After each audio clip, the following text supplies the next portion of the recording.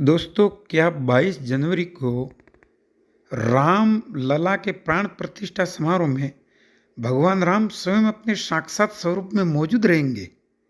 और प्रश्न ये उठता है कि क्या त्रेता युग में उनके साथ में रहा हर किरदार जीवंत अवस्था में होगा? तो क्या हनुमान जी भी वहां पे आएंगे?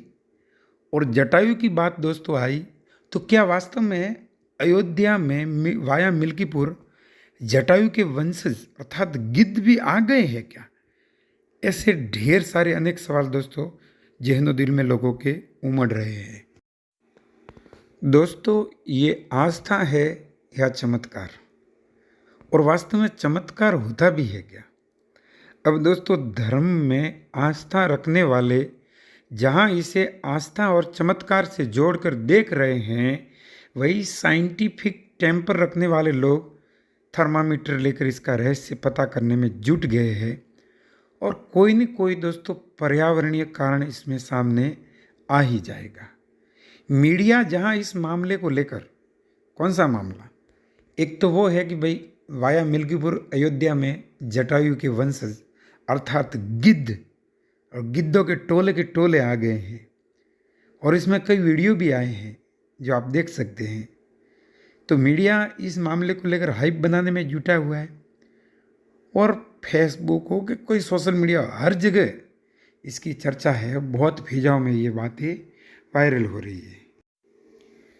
कई वीडियो देखकर लोग स्तब्ध है कि जो पक्षी अब ढूंढने से भी दिखाई नहीं देता था और जिनके संरक्षण के लिए सरकार युद्ध स्तर पर कार्य कर रही थी, वो दर्जनों की संख्या में कहां से और कैसे आगे और क्यों आगे?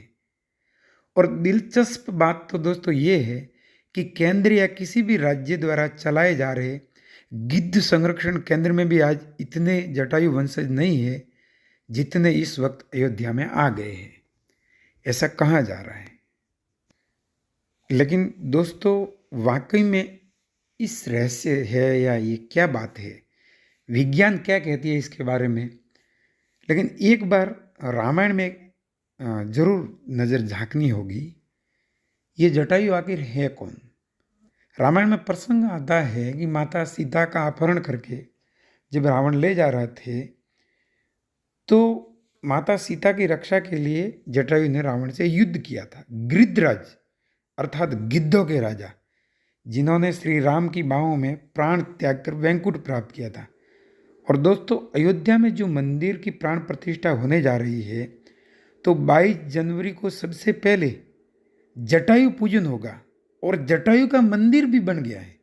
तो उस मंदिर में पूजन के बाद ही फिर रामलला का प्राण प्रतिष्ठा समारोह आरंभ होगा। अब बात उठती है कि ये जटायु आखिर कहाँ आए?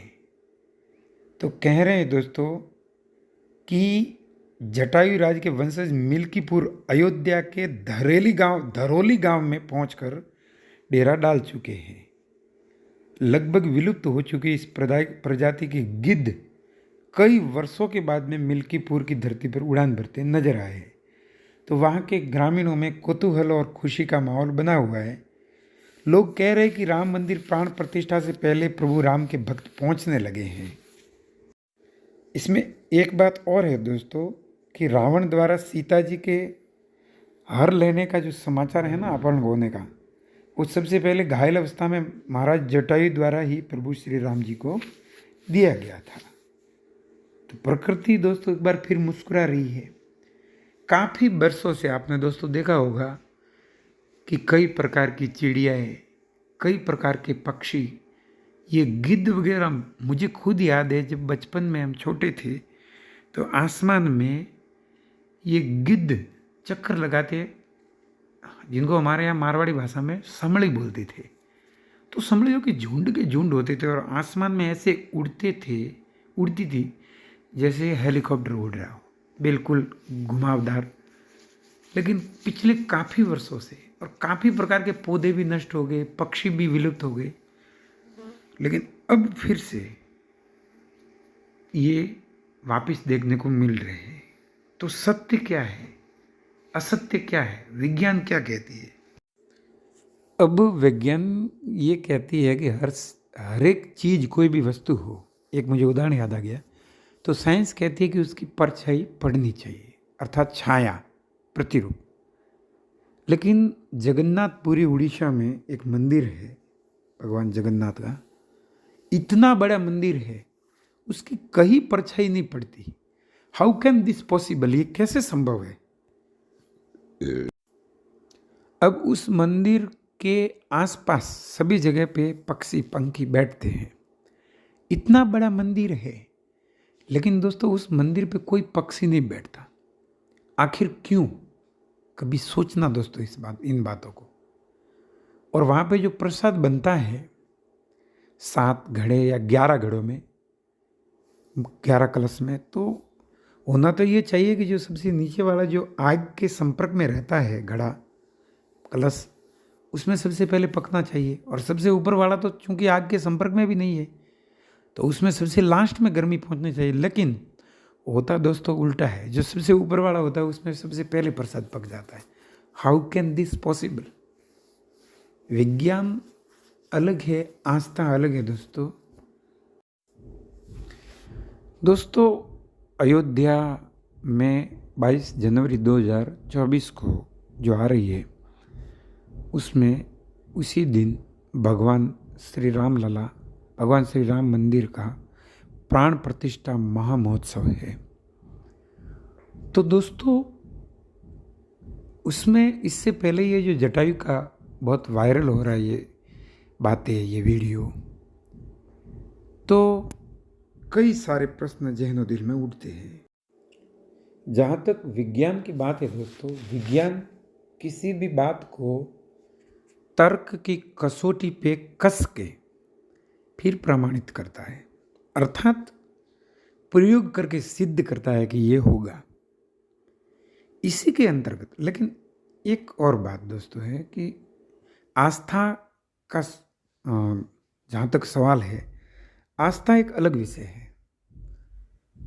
अपनी अपनी आस्था है लोगों की दोस्तों, अपने अपने विश्वास है और अपनी अपनी श्रद्धाएं है।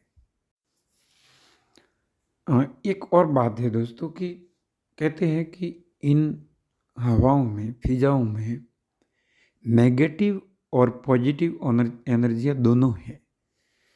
तो जो कहते हैं कि जो चाहोगे वो मिल जाएगा, बशर्ते की शिद्दत से, प्राण प्राण आपके लग जाए उसमें, प्राण से आप जुट जाओ तो वो हो जाता है। तो सदियों के बाद यूँ मानो कि ये अयोध्या में जो प्राण प्रतिष्ठा का महामहोत्सव का कार्यक्रम है भगवान श्री राम के मंदिर का, उसको लेकर उत्सुकताएं और तरह तरह की बातें, मैसेजेज, फोटोज, वीडियो वायरल हो रहे हैं। अब आस्थालु ये कह रहे हैं कि जब उस दिन इतने लोग एक जगह जुटेंगे, या मंदिर में जब भी, मंदिर का भी एक साइंस है दोस्तों। तो कहते हैं कि इतने सारे लोग और ये शंकुनुमा मंदिर होते हैं, इनकी आकृति ऐसे क्यों होती है? तो कहते हैं कि ये एनर्जी को खींचते हैं। अब साइंस क्या कहती है, आस्थालु क्या कहते हैं, विज्ञान की कसौटी पे कई सारी बातें विज्ञान कहता है कि जब तक हम परख न लें, तर्क शक्ति के आधार पर तार्किक और परीक्षण करके, तब तक विज्ञान किन्हीं चीज़ों को मानता नहीं है। लेकिन आस्थालु ये कहते हैं कि वहाँ पे जाने से फ़ायदा तो है ही है। दोस्तों अगर मेरे से बोलने में कोई त्रुटि हो तो क्षमा करें, मेरे वीडियो को आगे से आगे शेयर करें।